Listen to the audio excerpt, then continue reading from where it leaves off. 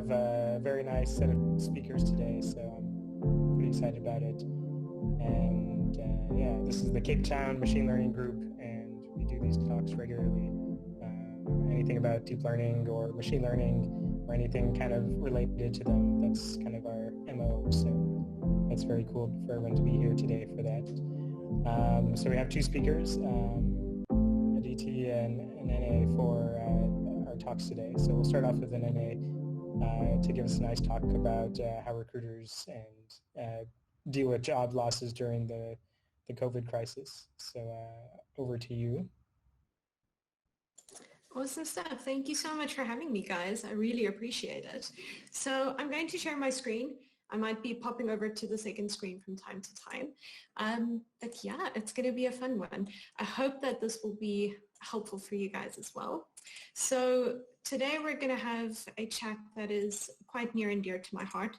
And before we get started, I do want to just give you guys a little preface. We're going to look at the impact of COVID on the labor market as it stands today. So my name is Anene, and whatever you like to call me, that's fine.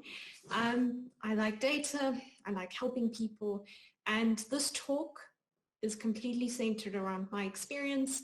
It is really not related to my job as a recruiter and a sourcer. I work for Dario Software, where mostly we work with really talented software engineers. So what's in this for you and what's in this for me? The talk that we're looking at today is really focused around, there we go, losing your mouse again already. It's really focused around my experience as a technical recruiter for Dario. So we are a software development consultancy, and essentially what happened in the lockdown is similar to what a lot of people have experienced in a consulting environment. A lot of our clients came back and sort of said, guys, projects are on hold, we're putting them on life support only, and where we're at the moment is just freezing recruitment as a result. Which, I mean, a little bit of an awkward moment for myself, as that was my main function, was just recruiting. I was now having to tell people, I can't help you. I had candidates coming to me who'd been impacted and retrenched and salaries that were cut, and I had to turn them away. Interestingly, a lot of the software engineers that I worked with essentially didn't know what the process was or how to deal with this, at least in their space. It was the first time for a lot of them being on the other side of the spectrum where they needed to reach out for employment and support as opposed to people reaching out to them. So this talk really is centered around the initial outline of the impact on the labor market. Statistics in South Africa are not super reliable. I've got a few sources that we've pulled from. So we're going to take a stab at that. We're going to look at which jobs will come back, hopefully when the lockdown is over and when our economy starts to revive. We're going to take a look at what to do if you've been impacted, and probably the thing that I'm going to be ostracized for in the recruitment community. I'm going to show you how recruiters find you, how to stand out, and how to hide from those recruiters if you don't want to be found. I'm going to do a little search for you guys and give you some insight into that. But first things first, looking at the COVID crisis, it's scrambled just about every norm and protocol that we know. It's put us in a position where a lot of economists are now earmarking this as the great labor reallocation. It's actually funny, there was a quote by Abigail Wozniak. She's an economist with the Federal Bureau of Investigation, and she's quoted as saying that if people had brought the employment statistics to her that she's seeing in 2020, if they brought those to her in 2019, she would have thought that this was a miscalculation. Where this puts us as South Africans is the following. At the moment, we have the highest unemployment rate we've seen in 20 years. We're sitting on 30% of unemployment at the moment. And the estimates are saying that there's a chance of this pushing up to around 35%. Looking at the initial findings for the lockdown, we see that the industries that were hit hardest are financial services, community and social, agriculture, manufacturing, logistics, utilities, and those sorts of companies. This, however, does not exclude technology. We were not out of this. What it means is that when we look at which jobs will come back, it ultimately depends on our consumption choices, especially during this time of a pandemic. We're going to see people learning to use technology in ways that we haven't expected. We're making investments in a change that we might not have made before. A good example of this is the increase in the use of systems like Microsoft Teams and Zoom, where suddenly communication has changed dramatically. It also means that we have to come to terms with a new level of risk in our purchases and the way that we interact. Interestingly, when you look at it, most people during the lockdown had reported that they would love to have a deep freezer or a fridge or some sort of durable good to help them in the event of being in quarantine. However, when you look at the numbers, the purchases for those items have gone down significantly, and it really shows that people are not willing to trade off the risk of going into a shop with the benefits of being more prepared for this, something that we're going to likely see more of. So at the end of the day, most economists are reluctant to predict exactly which roles will come back and which industries might suffer. An educated guess might say that, for example, in a hospital context, there might be job cuts, especially as hospitals need to make more space for COVID patients over elective surgeries that might be generating more income. But what we can say for certain is that there will be an increase in the technology. There will be an increase in the way that we purchase and the way that we approach ourselves. The other thing that we need to consider is that cost benefit in the way that we approach our purchases. And I know this is a term that's been killed to death, but we will need to start future-proofing the way that we approach things. And that being said, it also applies to our lifestyles, right? Future-proof the way that you perhaps approach your day and your job and your environment. It also means upskilling. It means looking at where you are at the moment and start thinking about the next opportunity that you might want.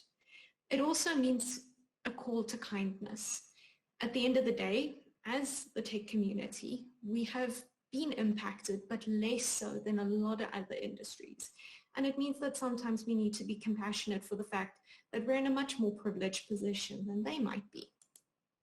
So the big question, of course, is what should you do if you have been impacted? And by impacted, that could be salary cuts, retrenchments, the like. And these are things that I'm pretty passionate about, is putting your skills out there. That should be your first priority if you've been impacted. Take a look at where you are, take a look at where you want to be, and make the effort to move into that. We are extremely blessed to be in a space where we actually can upskill ourselves in a relatively inexpensive context. Yes, a degree always helps us, but it's not something that is as required as, for example, for someone working in a legal context. The second part is something that I speak about quite often, and that actually Daryl as a company endorses quite often, and that is building out your personal brand. I don't need you to be an Instagram influencer. Don't worry about it. You don't have to be #blessed or any of that sort of thing. What I need you to do is to be considerate of the fact that your brand is what you put out there. Take a look at your LinkedIn, take a look at your social media. As it stands today, as of 2018-ish, there's been a big movement within a lot of corporates to try and do social media checks when you hire someone. Those checks assign a risk score to a person's profile, and it looks at your information that's publicly available and looks at things like inflammatory comments, incitement to violence, illegal activities, or perhaps inflammatory topics that you might be involved with. That is something to consider. If you can, protect your information and make sure that your brand is just what you want it to be. The third component you guys are already doing, well done, you're here, and that is networking with your peers. At the end of the day, good people work with good people, and people hire people. So what this means is that there is an immense amount of value for you to interact with the community. It gives you a great insight into what exactly you're working on, the sort of space that you're in, the teams, the projects that are available, and even gives you a good idea as to whether your skills are pretty similar to what other people are working on. So well done on those. Now, that brings me to something that we do need to talk about, and that's the fact that there are different types of recruiters. And when you're networking, you're likely to encounter both of them. There are good recruiters, those who do their homework, those who understand the roles that they do, those who are actually passionate about people. And then there are those that are more akin to second-hand car salesmen. And they're the ones who are likely going to be sending out bunches of recruiter spam. And they're not exactly what you want to be affiliated with, but I'm sure your inbox has a few of those. It brings up an interesting topic. So when the lockdown hit, 70% of recruiters ended up being retrenched or impacted themselves. And it suddenly sparked this movement called robot-proof recruitment. So what robot-proof recruitment refers to is essentially being people-focused. It was coined by a fantastic lady named Katrina Collier, and she highlights it quite clearly in her book as well. So when you think of old school recruitment, it works from a basis of a scarcity mindset.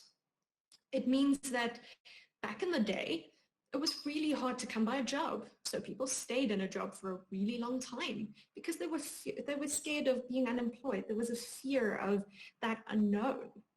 And what it did is it built into that space this thinking that a candidate should come to you for a job. They should be really happy about the fact that you're giving them a job. And in a modern context, what it means is that these sorts of recruiters are usually not trained as recruiters. They are trained to be focused on using a lot of job portals. So they'll use a PNet or they'll use an OfferZen, and they'll use a lot of that. You'll get an automated template email, you'll get a job spec just sort of sent to you, whether it matches your skills or not. And that sort of interaction is alienating. That's where we don't want to be. For us to be better as a community, and something that I actually would like to do as well, is really embody the concept of robot-proof recruitment, to be more people-focused. And what that means is that you approach someone with a very curated, really considerate role that adds value to their career. There's something in it for them to move on. The information that you share is open. There's information about the nature of the responsibilities. Loyalty is earned through this process. And at the end of the day, you walk away with a relationship rather than working with someone as a resource. I'm reticent to say that old school recruitment is something very similar to HR because there are fantastic HR professionals who are doing a more people-focused approach, but this is sort of the breakdown where we are now. Hopefully, with the fact that 70% of the industry has been impacted, I'm hoping that it will inspire us to be better and to play more in the robot-proof space. Now, all that being said, how do recruiters find you? A candidate is typically grouped into one of two things. Now, bearing in mind, if you have been impacted and you're desperately searching for a new role, you fall into the group of an active applicant. So an active candidate will typically be listed on a portal. They will typically have a very concise LinkedIn profile, and they'll have the information out there on the internet. A passive candidate might be someone who just has the skills for a role that we're recruiting for, but doesn't quite match what we need to do. So what I'm going to do now is I'm going to exit and I'm going to show you a little search string. So when I approach a candidate or when I approach a role, a client will typically come to me with a set of requirements that they need. I don't normally work with data scientists, so please forgive me for not having too much body in this, but you will start with some skills. And typically what I'll look for is either the job title or the specific skill and the location that this person needs to be in. There are many forms of this, and this is an example of a very simple Boolean search string. The Google algorithm plays to this quite a lot. It changes a lot. And what you will see as well is that the information and the number of results that I get when I type in the search parameter into Google is much different than if I put it into LinkedIn, for example. So first things first, if I'm looking for a candidate, what I'll do is I will type in a site parameter. The site parameter applies to a lot of different profiles and a lot of different sites. Naturally, LinkedIn's the easiest one because a lot of information is going to be on there. That being said, some recruiters will use different platforms if it's more tailored to the platform and the type of people they're looking for. I know that in the Netherlands and Europe, they use Xing quite a lot, something we are not familiar with within South Africa. Well, not very much. So you'll type in your site parameter, which is linkedin.com, and then you'll add /in. And that just gives me insight into a profile rather than X-raying into just LinkedIn, which will give me job ads and will give me companies that do all of this. Typically, it gives us a list of people. I'm not going to go into their profiles too much because I haven't asked for their consent to do so, at least in a public forum, but that is a basic search. So if you want to be more visible, make sure that these sorts of keywords are on your profile. That means that skills are highlighted, titles are highlighted. You're really just playing to the algorithm. The same works in LinkedIn. LinkedIn, however, is a little bit tricky because it doesn't like you to X-ray too much into the platform. They would encourage you to rather pay for a LinkedIn recruiter license or for a license in a premium context, which you don't necessarily need right now, but it does mean that from time to time the parameters change. Again, you would look for things like key skills that someone would have. You would look for titles that are similar to that. If you wanted to really elaborate, I would factor in for the way that people spell things. I would factor in for the way that these are grouped together. And you'd really just play on those 4 basic search operators. You'd go with your and or not, and you'd play within those spaces. So this is a typical example, but what you will see is that here I got 900 results versus a Google search which gives me 4,000 results. Not all of them will be gems, but it does give you an insight into where you need to be relevant.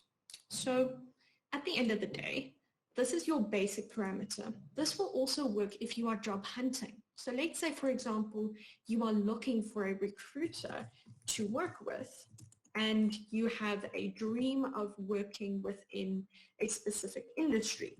So for example, if you want to speak to a recruiter or perhaps a talent specialist, you can take a look at that. And let's say you are like me and you want to work for Disney. That will also give you an insight into who the person is that you should speak to directly. I am biased because I do work internally for a company. I typically find that I have a better insight into the type of role and the people that I work with. And that's why I would recommend speaking to a recruiter internally directly if there's a specific role and a specific thing that you want to work with. So now, those are the basics. It puts us in the position where if we want to be more visible, you just add body to your profile. However, that being said, if you want to be less visible, you can always take away. Highlighting key skills on your profile will obviously map the algorithm to show you your information less or to show it more. If you are looking, please add a hashtag open to work or make yourself available on these sorts of platforms. The nice thing is that Google has recently indexed the hashtag open to work to make it easier for recruiters and sources to find people who are actually open to work. It actually also highlights sort of where you want to be and gives those people preference. Now, at the end of the day, you might be in the position where you're not looking. And I would highly recommend if you are in this position and someone approaches you and you know of a friend who really is having a hard time, please refer that friend. Referrals and recommendations make up the sweet spot of helping someone to get a job. It's also a great way for you to get the heat off of you. And at the end of the day, you're doing something nice for someone else. The last one takes us full circle. When we work with reputable recruiters, it allows you to say, thanks, friend, but actually already have representation. So it makes life a little bit easier as well. I actually actively encourage a lot of our team to, if they want to and if they're really stuck, to also send me examples of bad spam, because we do a little bit of work and like to poke fun at it.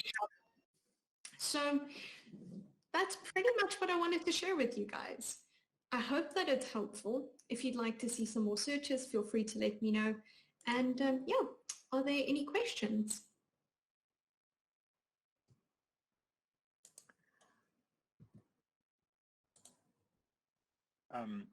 I had a quick question.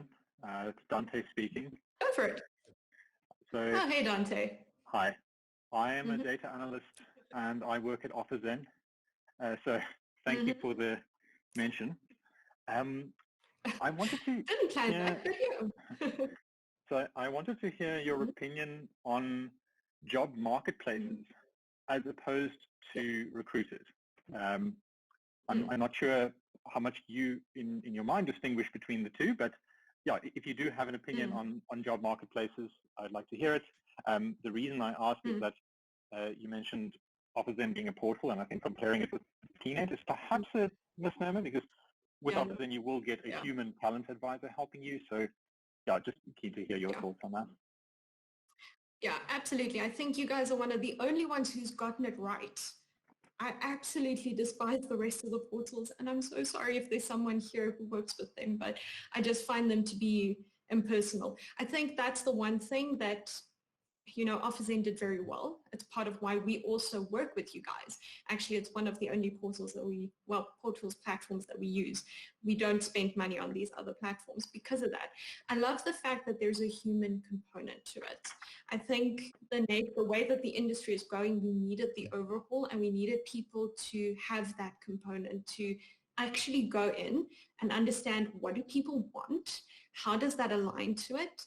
And I love the fact that it gives that insight into, where do you want to go? Because historically, what happened, if you were a job seeker, you didn't have that. And it takes you back to that old school recruitment vibe. So I definitely think you guys are doing the right thing. And if I can't help someone, that's the portal or the platform that I point people to in any case, especially because I know that it will be a reputable platform as well. It's not going to be a space where someone has to pay for applications and get scanned. So definitely something that's worthwhile.